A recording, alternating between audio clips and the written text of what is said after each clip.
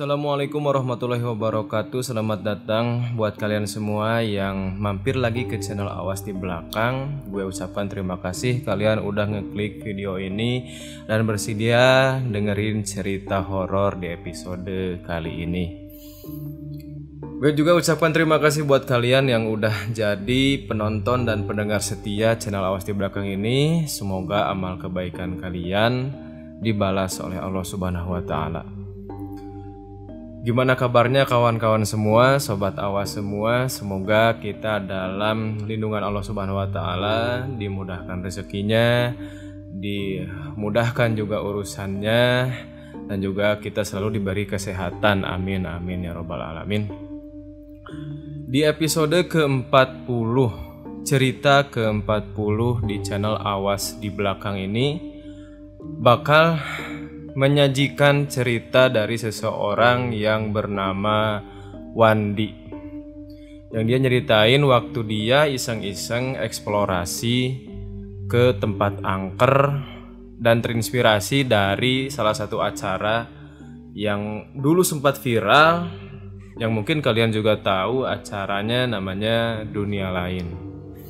Oke, sebelum ronda dan sebelum ke cerita, gue saranin juga buat kalian yang belum subscribe channel ini, segera subscribe channel ini, dan buat kalian yang udah, gue ucapkan juga terima kasih.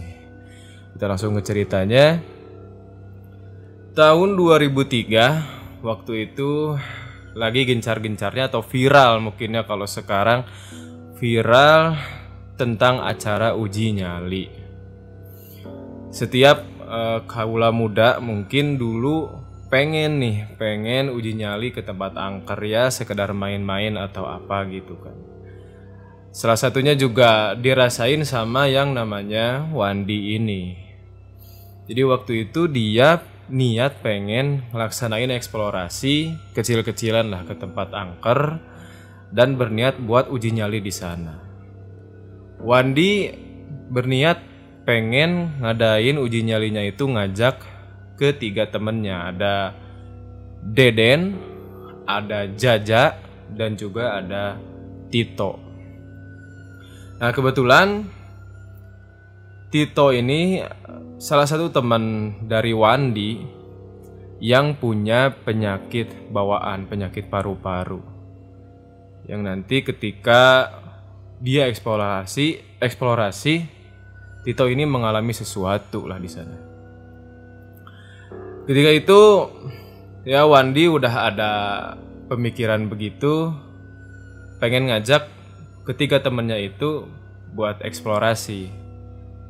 Dan Wandi berencana untuk mengajak mereka waktu main bola, karena di kampung Wandi ini setiap sore hari pasti selalu diadain main bola. Tibalah sore hari main bola, sehabis main bola, Tito, Deden, Jaja yang sama-sama lagi di warung sama Wandi itu berdiskusi, ngobrol-ngobrol sampai belum juga, kan awalnya Wandi ini niat pengen ngajak, tapi belum juga Wandi bilang ayo kita eksplorasi, ayo kita uji nyali, Tito ngajak duluan. Dia bilang, wah Wan, Den, gimana ya kalau kita eksplorasi lah, uji nyali lah kayak acara itu tuh, kayaknya rame ya, rame banget lah pokoknya. Gimana kalau kita uji nyali di rumah ujung gang itu? Wandi yang mendengar ajakan dari Tito kayak pucuk dicinta ulang tiba mungkin, karena niatnya itu udah tersampaikan dari Tito dan kayak kontak batin gitu.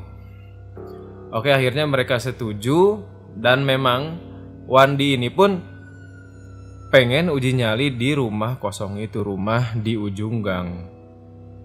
Dari rumah mereka itu atau pemukiman tempat mereka tinggal ada di ujung gang itu, ada rumah kosong berbentuk kayak istana, megah, gede banget, 3 lantai, dan halamannya pun luas.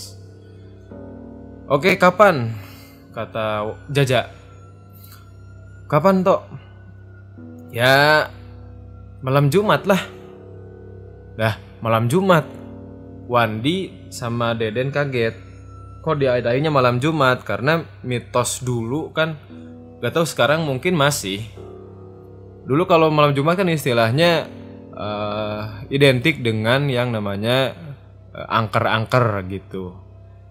Tapi Tito tetap kekeh pengen ngadain malam Jumat. Biar rame lah. Ngapain malam-malam biasa gitu, kata Tito. Wandi dan Deden memang pengennya itu malam Rabu. Ya nggak ke malam Jumat amat lah. Kenapa emangnya kalau malam Jumat, kata Tito? Takut setan? Gampang setan mah. Tinggal timpukin aja dia. Kabur pasti. Sompral si Tito itu. Memang Tito ini orangnya tuh sompral banget. Dia seenaknya kalau ngomong. Terus udah gitu Tito batuk-batuk lah. Batuk-batuk ya parah, penyakitnya sedikit agak kambuh. Alah, belum apa-apa udah batuk. Tuh penyakit tuh udah kambuh. Gimana, lanjut gak? Sambil agak megang dadanya Tito bilang, udah lanjut. Tenang, ini tuh gak apa-apa, tenang. Bener ya? Bener, kata Tito. Bener. Gue udah kuat kok. Udah kuat. Oke. Beberapa hari berserang, tibalah malam Jumat. Mereka eksplorasi ke rumah angker yang tadi. Santer terdengar di rumah itu tuh ada sosok kepala buntung, kepalanya aja yang suka berani nampakin diri menggelinding ke orang-orang yang berani masuk ke rumah itu, dan mereka pun tertarik untuk uji nyali di sana. Ya pengen ketemu lah, penasaran. Tito sama Jaja janjian lewat belakang, sementara Wandi sama Deden lewat depan. Kata Tito ini katanya mau langsung naik ke lantai 2. Oke, Wandi sama Deden masuklah lewat pintu depan. Mereka nyusur ruang tamu, masuk ke kamar pertama. Di kamar pertama Wandi ini jujur pengen ya seenggaknya dapatlah fenomena tertentu lah tentang mistis-mistis gitu. Tapi ternyata nggak dapat apa-apa. Wandi sama Deden keluar lagi, menyusuri lagi sambil senterin beberapa sudut. Dan memang rumah ini tuh keadaannya udah lapuk banget lah. Catnya udah kelupas, terus juga banyak debu, terus barang-barang yang ditinggalin di sana juga udah pada rusak. Lantai juga udah pada kotor sama tanah. Jalan terus kamar 2, nggak ada apa-apa, masuk ke kamar ketiga. Waktu Deden bukain pintu kamar ketiga, seketika Deden ini bilang, "Wan, lu nyium bau nggak?" Loh, bau apaan? Ini bau, ada semacam bau wangi melati. Wah, ngawur lu. Masa iya sih? Beneran Wan. Mereka masuklah ke kamar ketiga.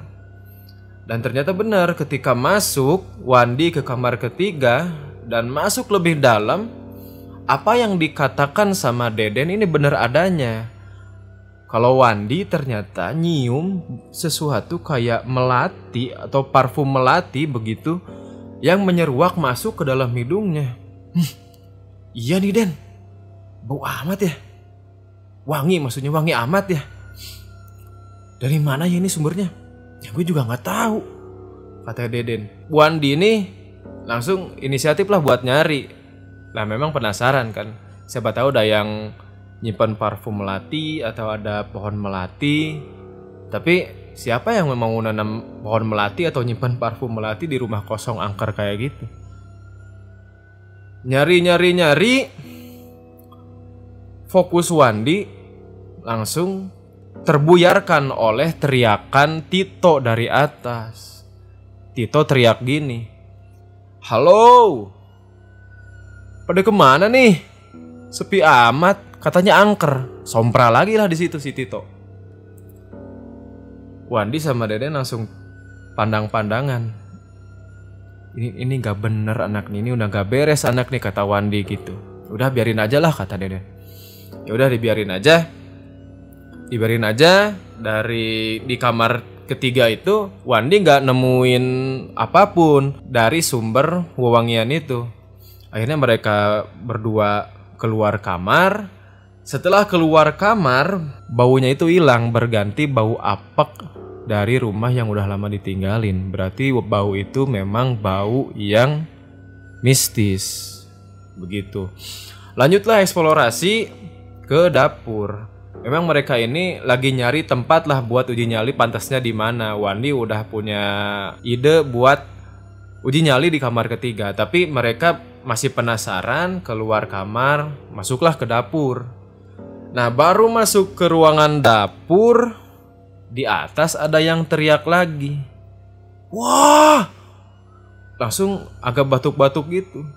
Oh. Wandi denger, wah itu si Tito tuh kambuh tuh. Larilah Wandi sama Deden ke tangga belakang. Mereka udah lihat Tito tergeletak nahan batuk-batuk yang udah parah banget. Jaja di situ juga panik sebenarnya, tapi nggak bisa ngapa-ngapain karena ya mau gimana gitu kan, nunggu Wandi sama Deden. Tito. Wah, Tito udah ngeringkuk di bawah lantai, nggak bisa ngapa-ngapain. Jaja, ini kenapa sih Tito, Jaja langsung gugup gitu kan, belum bisa cerita. Ini kenapa sih Tito? Ya udah, singkat cerita, Tito akhirnya dibantu ya, ditepuk-tepuk punggungnya kayak gitu, sambil ditenangin, udah agak tenang. Ditanya, "Toh lu kenapa, Toh?" "Ya apaan?" Tito nggak jawab. Jaja juga belum berani ngomong apa-apa. "Lu kenapa, Toh?" Nah, Tito malah ngomong gini, "Udahlah kita lanjut lah," sambil agak serak-serak basah gitu omongannya. "Udahlah kita lanjut lah." "Yakin lo?" kata Wandi, kata Deden. "Yakin lo, itu udah kambuh. Yakin kita pulang aja lah, udahlah." "Enggak, udah. Gue kuat kok, gue kuat." Tito masih ngerasa kuat lah di situ. Bener nih, lagi-lagi ngeyakinin. Ya udah kita lanjutin. Oke, lanjutin. Mereka berempat ini kan belum eksplorasi ke lantai 3 ya, sesuai idenya Wandi. Oke lah, langsung aja uji nyali ke lantai atau ke kamar ketiga di lantai 1 tadi. Jalanlah mereka, Tito sambil dipapa sama Jaja. Jalan baru mau ke tangga. Tito, ini pengakuan Jaja waktu pegangin Tito ini, suhu badan Tito itu memanas, sama badannya itu tiba-tiba lemes sampai pingsan. Wan, Den, Tito, Den. Dilihat, wah Tito udah nggak sadarkan diri. "Udahlah pulang sekarang juga." Oke, pulang, dibawa pulang lah dia. Tito dibawa pulang ke rumahnya. Ya di situ kan ibunya sama ayahnya kaget. "Ini kenapa Tito?" "Ya kambuh, tante kambuh di sana." "Lah lihat apaan emangnya?" Di situ Jaja baru cerita.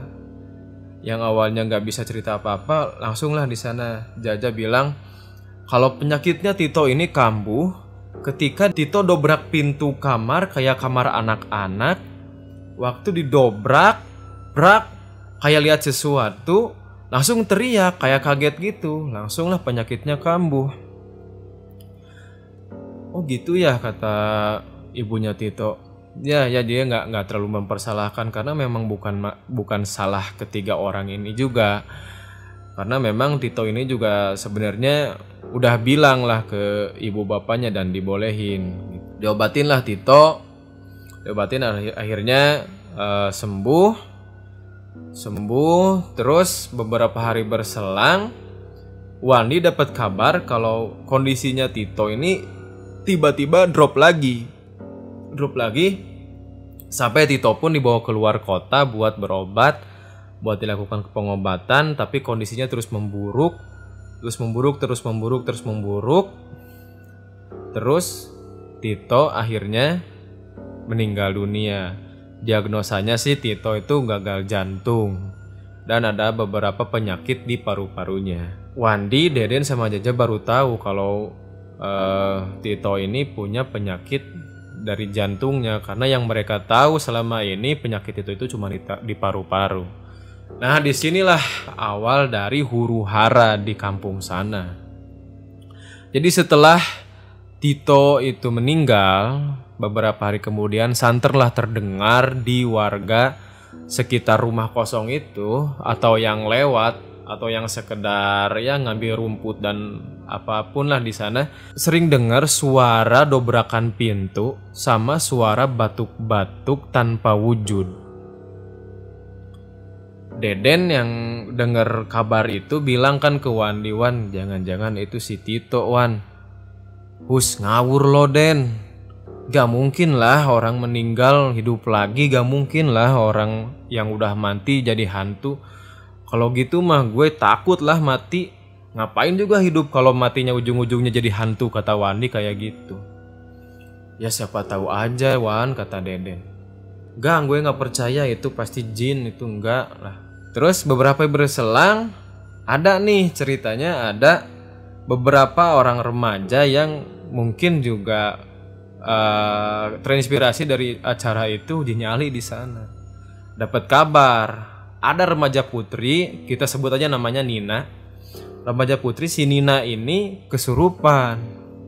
Wandi dengar Nina ini kesurupan, terus manggil-manggil nama Wandi, manggil-manggil nama Jaja, nama Deden. Dipanggil lah mereka ke rumah itu waktu masih kesurupan nih, malam-malam waktu dilakukan eksplorasi. Mereka bertiga ke sana lah. Wah, si Nina ini udah dikerumunin sama temen-temennya, udah dikerumunin sama tokoh yang nyembuhin itulah, paranormalnya lah begitu. Waktu Wandi, Deden sama Jaja datang, Nina itu langsung kayak gelagatnya itu kayak yang Wandi kenal. Dalam batinnya Wandi, ih kayak Tito. Deden juga gitu. Wan, si Tito, Wan. Hus, Wandi masih gitu. Wan, Ja, Deden, maafin gue ya. Gitu kata sosok yang ada di dalam dirinya Nina. "Maafin apa?" kata Deden. "Maafin gue udah ngajakin kalian kesini. Maafin gue udah ngerepotin kalian. Maafin. Kemudian Wandi berani nanya, "Ini Tito bukan?" Sosok itu bilang, "Lu gak kenal sama gue, Wan?" Gue tanya, "Tito bukan?" "Ya ini gue," kata sosok itu. "Coba kalau iya itu lu, coba apa yang lu tahu dari kita bertiga?" Disebutin lah kalau Wani kebiasaannya ini, kebiasaannya itu, Deden kebiasaannya ini, kebiasaannya itu, Jaja ini dan itu. Deden di sana udah yakin nih, Wan bener Wan si Tito, Wan. Bener si Tito, Wan. Wandi juga di sana yang tadinya agak ragu, di dalam hatinya ngaku kalau dia, iya nih, si Tito nih beneran nih udah kena tuh tipu daya jin tuh. Udah kayak gitu, tiba-tiba paranormalnya ini interogasi lah si sosok itu. "Kamu siapa? Jangan ngaku-ngaku kamu ini orang yang udah meninggal. Kamu siapa?" "Saya Tito, Pak. Ini temannya mereka. Saya Tito, Pak. Saya meninggal, Pak.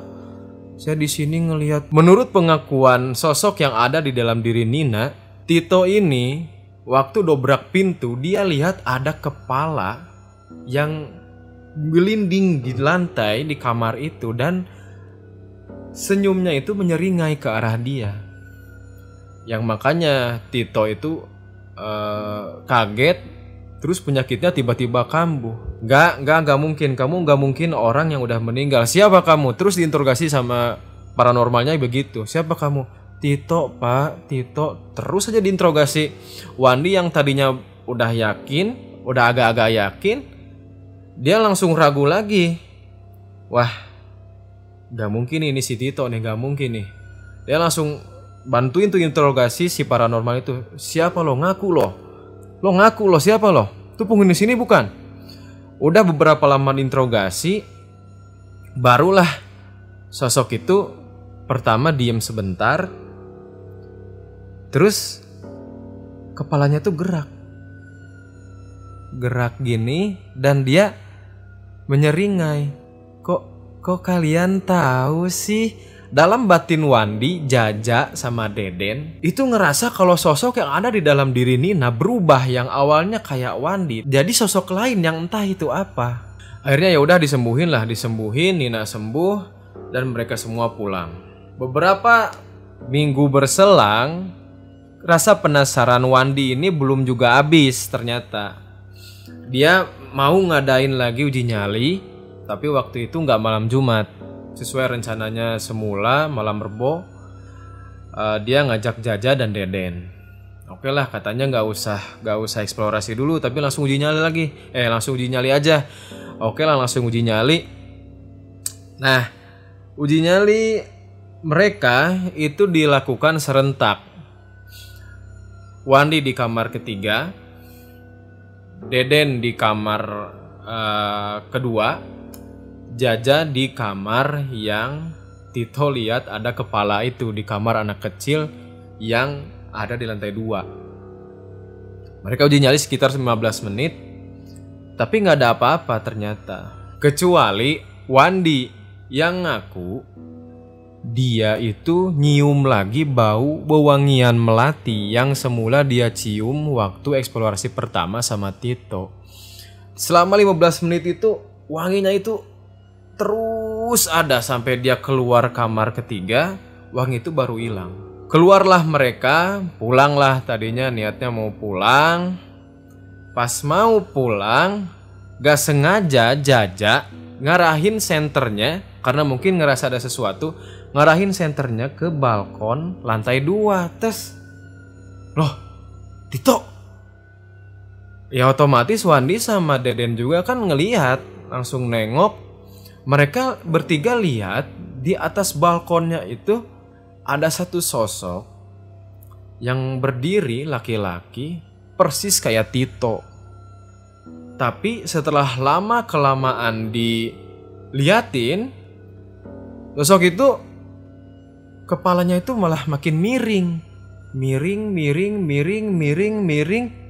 sampai akhirnya copot, geletak, menggelinding. Wah, mereka merinding nih. Mereka langsung lari ke rumahnya masing-masing, nggak pakai pamitan.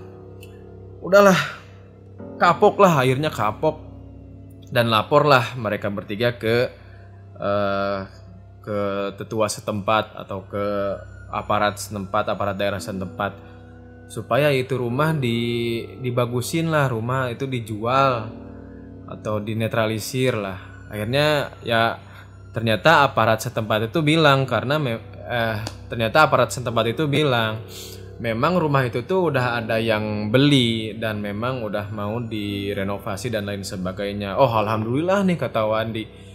Setelah beberapa bulan berselang, memang rumah itu direnovasi, dan Wandi, Deden, sama Jaja pun jadi saksi. Rumah itu direnetralisir dari hal-hal yang begitulah, yang akhirnya rumah itu jadi pemilik seorang pengusaha, dan jarang lagi terdengar ada suara-suara batuk, ada sosok yang tadi disebutin atau apa dari penghuni rumah baru itu. Alhamdulillahnya berarti netralisirnya berhasil. Itu mungkin cerita yang ya tadi sempat gue merinding waktu nyeritainnya. Ya kita dapat pelajarannya lah, kalau yang mati itu nggak mungkin jadi hantu lah gitu. Karena setelah diinterogasi begitu pun sama paranormal ya, sama Wandi, sosok itu akhirnya ngaku bahwa dia itu bukan teman Wandi yang udah meninggal, bukan Tito. Karena memang orang yang udah meninggal itu ya udahlah, mempertanggungjawabkan amal-amalnya di alam kubur. Seperti itu, mungkin ya udah hampir setengah jam. Terima kasih yang udah dengerin sampai detik sekarang. Kalian luar biasa. Gue pamit dulu, gue mau ronda ya. Assalamualaikum warahmatullahi wabarakatuh.